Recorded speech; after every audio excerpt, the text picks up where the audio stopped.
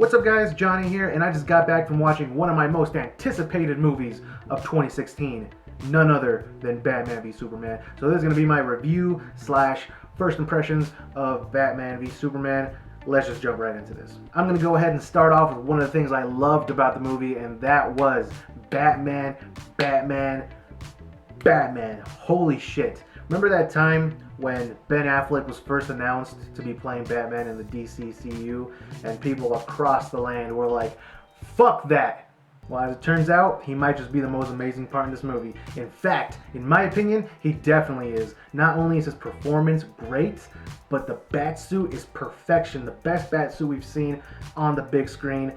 Not only that, but the combat in this movie.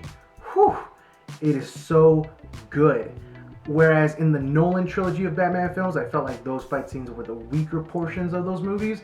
In this movie, they really shine. The combat flows so well. It's beautifully choreographed. When the punches land, they are hard, they're brutal. Sometimes Batman gets a little too brutal from what I know about the character, but it's never so much that it turns into a con for me. Batman was definitely one of the best parts of this movie. Pretty much all the action I thought was really well done. The visuals, the imagery, there's some fantastic shots in this movie. That's where Zack Snyder really excels, and that's where the movie excels. It's just filled to the brim with style. Now, Superman. I'm not a huge fan of Superman, I'm not even gonna lie. But even I can tell that this character is not being done justice so far in the DC Cinematic Universe. Like, you can feel in this movie that Zack Snyder wanted to make a Batman movie.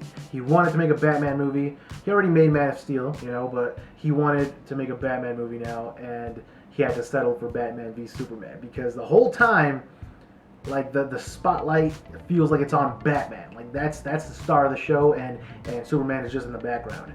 And it's a shame because I feel like it could do a lot more with Superman, but it just doesn't come through in this movie. Wonder Woman is great. She's not in the movie all that much, but when she's in there, I don't have a problem with her. I think she's great. I can't wait to see what they do with her solo film. Jesse Eisenberg as Lex Luthor, another controversial casting when it was first announced.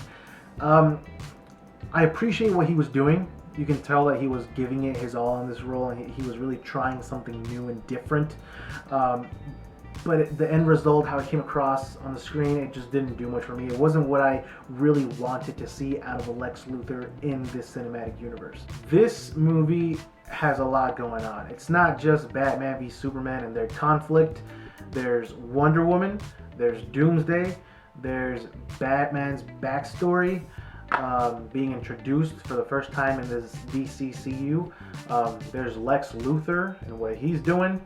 There's Dawn of Justice. Obviously, there's gonna be some Justice League tie-ins in here, and it's just obviously studio interference and everything happens. So they're trying to just kickstart this whole cinematic universe from the get-go. This is only the second movie. There was only Man of Steel, and now there's BVS, and they are just stuffing this.